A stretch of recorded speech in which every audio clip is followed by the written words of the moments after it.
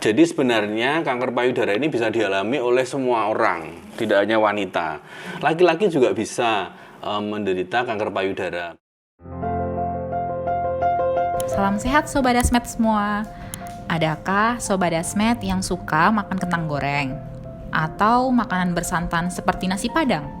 Atau masakan dengan olahan daging? Atau juga Sobat Dasmet penggemar martabak manis? Jika iya, kita sebagai penggemar makanan berlemak wajib waspada nih. Tahu nggak sih, meskipun makanan yang mengandung lemak sangat enak, apalagi dinikmati di musim hujan seperti sekarang ini, tapi kalau kita mengkonsumsinya secara berlebihan, tentunya itu tidak baik bagi kesehatan tubuh dan dapat memicu kanker loh.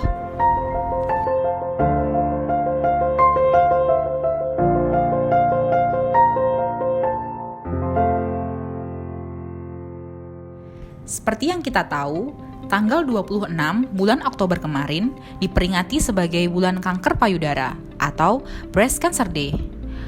Kali ini kita akan bahas apa itu kanker payudara.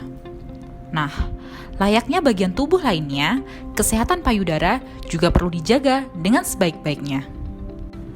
Kanker payudara menjadi salah satu penyakit menakutkan terutama bagi wanita. Bukan tanpa alasan. Penyakit ini telah menyebabkan kematian lebih dari jutaan orang di seluruh dunia.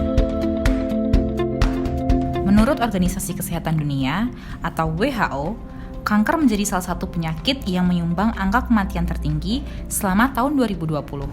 Kurang lebih ada 10 juta orang yang meninggal karena penyakit ini.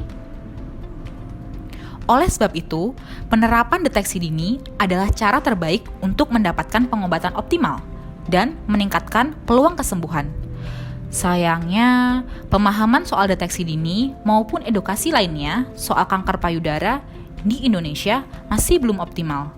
Pasalnya, banyak mitos yang tak berdasar bertebaran dan dipercayai oleh sejumlah orang.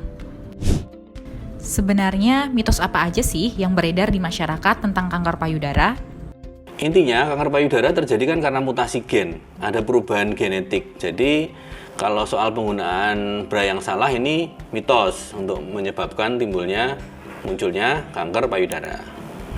Tuh kan sobat, meskipun pemilihan bra yang salah berakibat pada tidak nyamannya pemakaian dan berdampak pada kesehatan, namun faktanya kanker payudara adalah pertumbuhan abnormal dari sel yang ada pada payudara kita akibat dari mutasi genetik dan bukan karena penggunaan bra yang salah.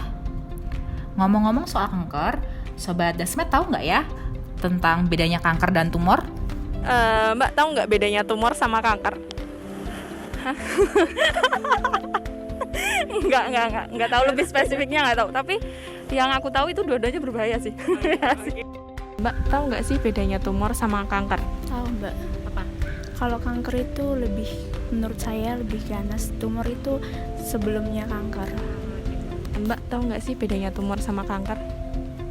Belum tahu itu Kak. Kalau kanker itu tumor ya yang membesar itu. Kalau kurang tahu pokoknya. Ternyata masih banyak ya Sobat Dasmet yang belum tahu perbedaan kanker dengan tumor. Yuk kita tanya ahlinya, sebenarnya apa yang membedakan antara sel kanker dan sel tumor dalam tubuh kita? Bersama Dr. Ridwan, kita akan membahas secara tuntas tentang kanker payudara.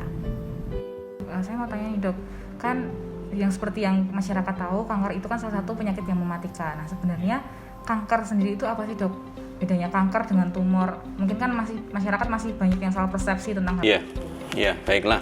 Jadi orang awam kadang-kadang masih sulit membedakan antara tumor dan cancer atau kanker.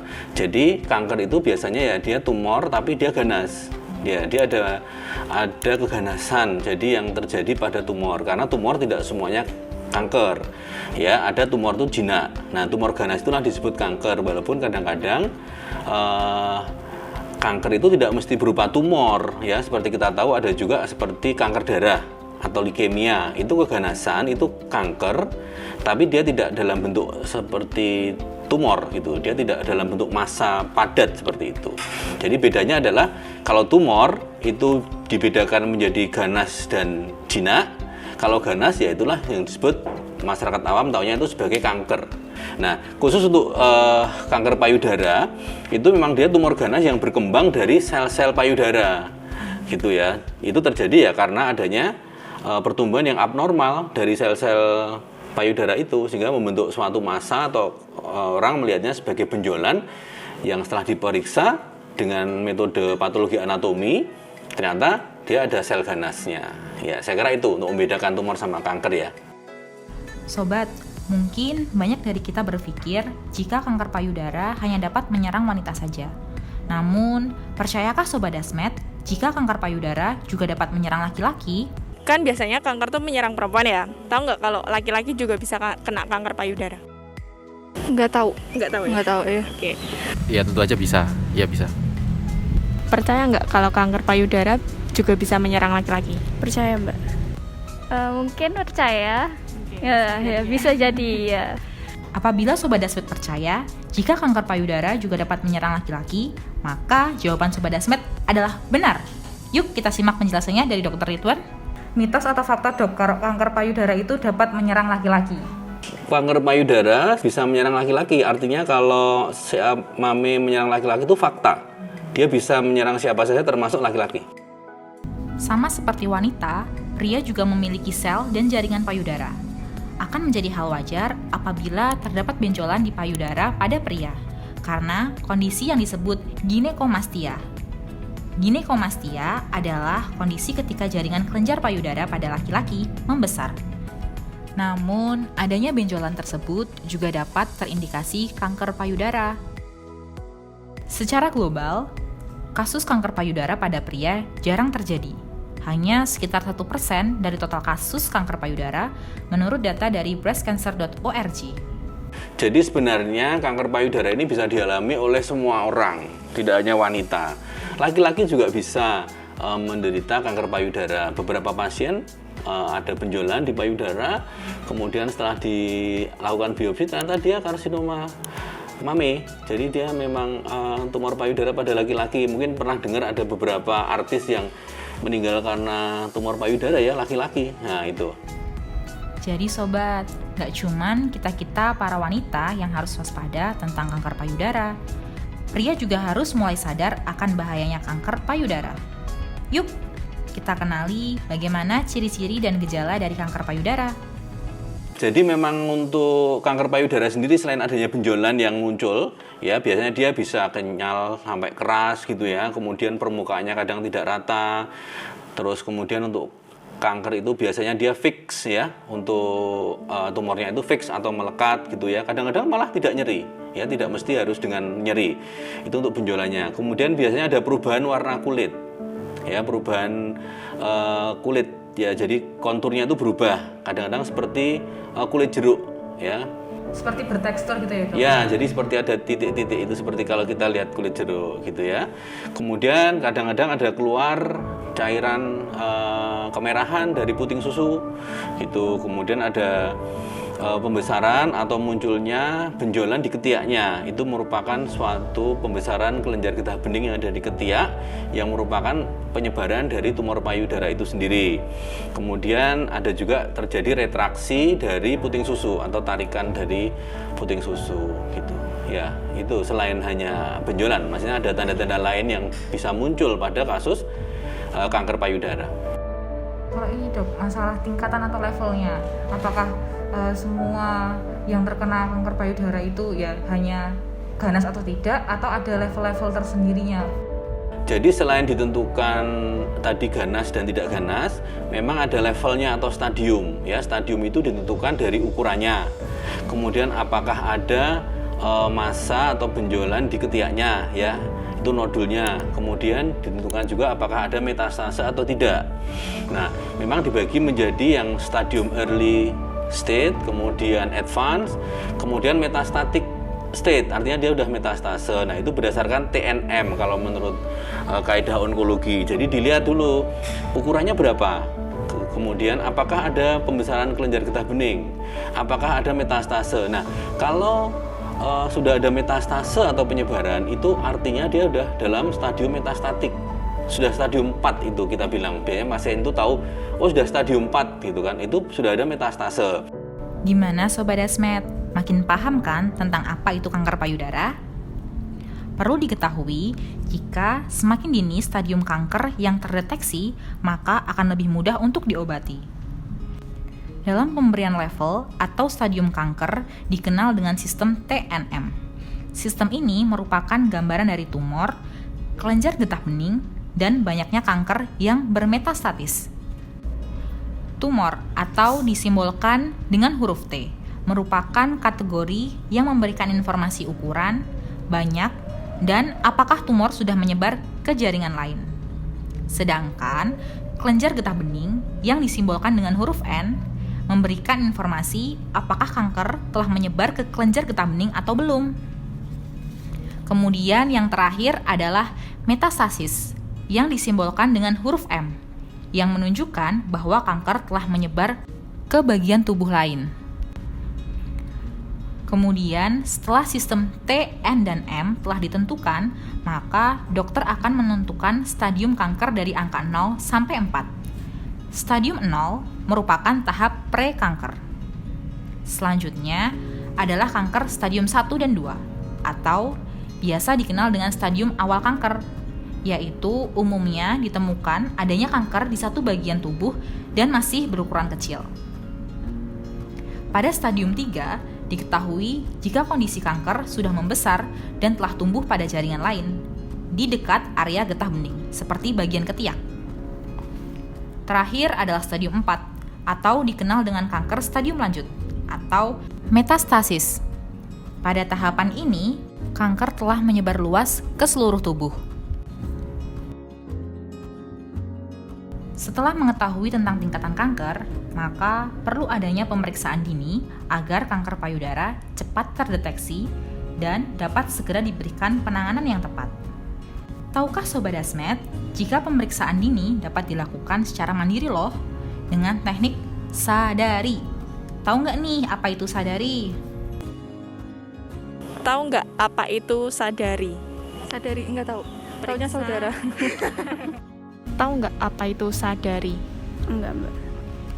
Ya, jadi sebenarnya prinsipnya pemeriksaan sadari itu adalah kita berdiri aja di depan cermin, kemudian kita telanjang dada gitu, dilihat payudaranya, kemudian diperiksa payudaranya dengan dua telapak tangan. Tujuannya apa? Karena beberapa tumor itu kan dia mobile, jadi harus dengan dua telapak tangan sekalian memeriksa, gitu ya, memeriksa. Tujuannya supaya kalau memang itu ada benjolan tidak lari-lari gitu ya, dia bisa terfiksir gitu kan. Dimulai saja dengan regio sesuai dengan regio payudara ini, kita bagi menjadi sentral, kemudian lateral atas, ya, lateral atas, lateral bawah, medial bawah, dan medial atas. Jadi dibagi menjadi 5 regio. Itu kita periksa dengan dua telapak tangan kita, kanan maupun kiri, termasuk memeriksa apakah ada benjolan di ketiak. Perlu bagi kita tahu faktor penyebab dari kanker payudara, agar ke depannya kita semakin waspada dan selalu menjaga pola hidup sehat untuk mencegah terjadinya kanker. Nah, sebenarnya penyebabnya sendiri memang banyak. Penyebab utamanya kan tidak diketahui ya, yang pasti dia terjadi karena mutasi genetik gitu kan. Nah, ada beberapa faktor nih pada wanita. Bisa dikaitkan dengan faktor-faktor reproduksi.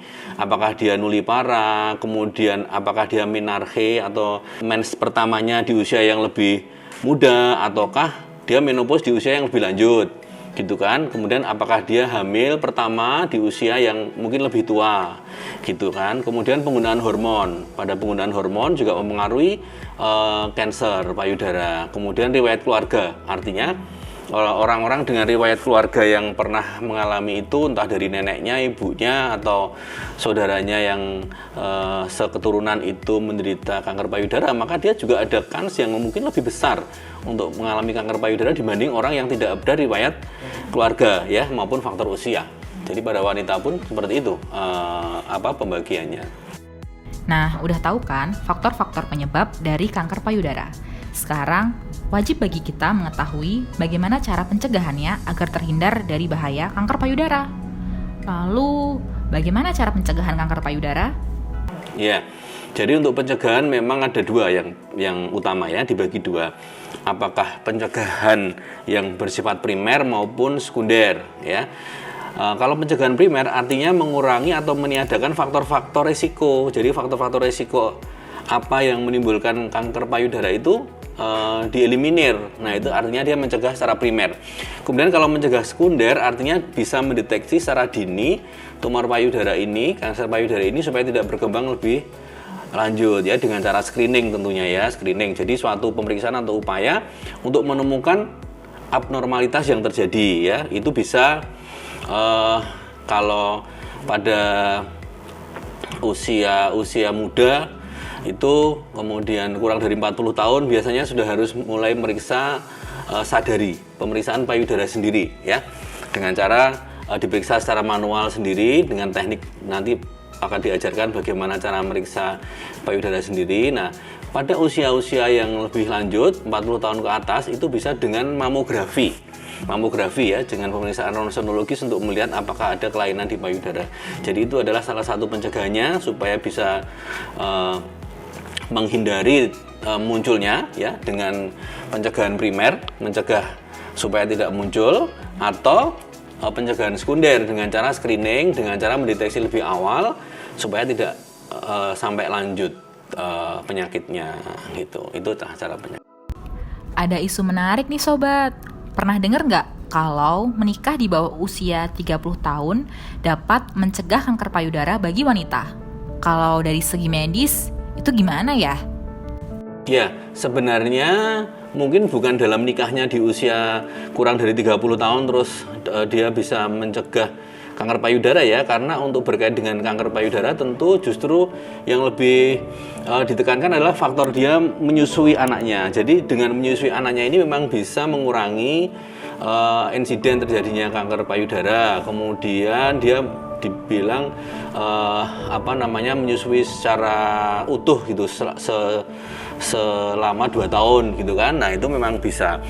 Nah, kalau soal menikah di usia kurang dari 30, kemudian dia mungkin punya anaknya lebih dari umur 30, kemudian dia tidak menyusui gitu, ya tentu beda. Artinya bukan karena faktor menikahnya di usia berapa, tapi yang penting bagaimana dia menyusui anaknya lah, kaitannya sama itu untuk yang berkait sama kanker payudara. Nah loh, terus apa benar ya kalau kanker payudara itu hanya dapat disembuhkan lewat operasi? Ya, jadi kanker payudara ini terapinya adalah multimodalitas. Jadi tidak hanya dengan operasi, ada beberapa tindakan tambahan untuk mengobati payudara supaya menjadi lebih tuntas, lebih sempurna, pengobatannya lebih paripurna. Jadi berupa operasi, kemudian juga dengan kemoterapi, terapi sistemik, kemudian radioterapi, hormonal terapi maupun targeting terapi sesuai dengan kondisi yang ada.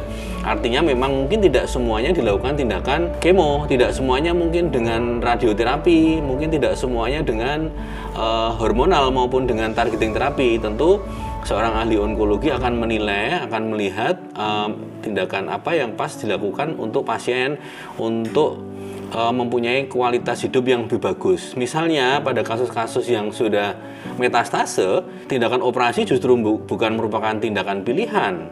Jadi pada kasus-kasus metastase targetnya adalah meningkatkan kualitas hidup. Ya mungkin dengan kemoterapi atau hormonal terapi justru akan membuat kualitas hidupnya lebih bagus, ya pasien akan mendapatkan terapi itu, justru tidak operasi seperti itu. Sebaliknya pada kasus-kasus yang masih dini mungkin terapi operasi adalah menjadi pilihan, jadi seperti itu. Ada banyak cara untuk pengobatan kanker payudara. Menurut Sobat Dasmet, kira-kira gimana cara mengobati kanker payudara ya? Setahu Mbak nih, pengobatan untuk kanker payudara itu apa? Pengobatan. Kalau pengobatan nggak tahu ya, tapi kalau misalkan cek kalau misalkan ada benjolan atau apa, yang aku tahu itu sih kayak ngecek sendiri gitu. Nah. Kalau setahu saya namanya kanker itu intinya pengobatan yang paling kalau udah parah tuh biasanya pakai kemo. Tapi kalau selain itu saya kurang tahu juga. Gitu. Yang aku tahu mengobati kanker payudara dengan kemoterapi, dan obat-obatan herbal, Mbak. Operasi juga merupakan salah satu tindakan yang diambil untuk mengobati kanker payudara. Tindakan operasi diambil ketika stadium kanker masih dalam tahap awal saja. Namun, apabila stadium atau level kanker sudah tinggi, maka tindakan tambahan akan dipilih, seperti kemoterapi, radioterapi, atau hormonal terapi. Nanti setelah pasien itu dioperasi, biasanya kita lihat itu setelah patologinya ada, kita periksa imunohistokimia. Imunohistokimia itu salah satunya adalah untuk melihat reseptor dari hormonalnya, estrogen reseptor maupun progesteron reseptor.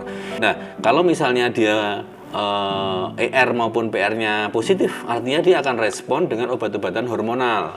Itu dikasih obat hormonal. Tapi kalau negatif, berarti tidak perlu dikasih obat hormonal. Sobat Dasmet, selain 3 terapi tersebut, ada juga tindakan targeting terapi, yaitu pemberian obat untuk menghambat pertumbuhan sel kanker. Kanker payudara bukan untuk ditakuti, melainkan untuk diwaspadai. Berbeda dengan tumor, kanker payudara merupakan sel-sel abnormal pada payudara yang diakibatkan oleh mutasi genetik. Dengan adanya benjolan di sekitar payudara, bisa diwaspadai adanya ciri kanker payudara pada tubuh. Salah satu pencegahan timbulnya kanker payudara yang bisa kita lakukan di rumah adalah dengan sadari, periksa payudara sendiri. Bisa dengan cermin, saat mandi, ataupun dengan berbaring. Yuk, lebih awal mengenal kanker payudara dan lebih aware dengan kesehatan tubuh kita.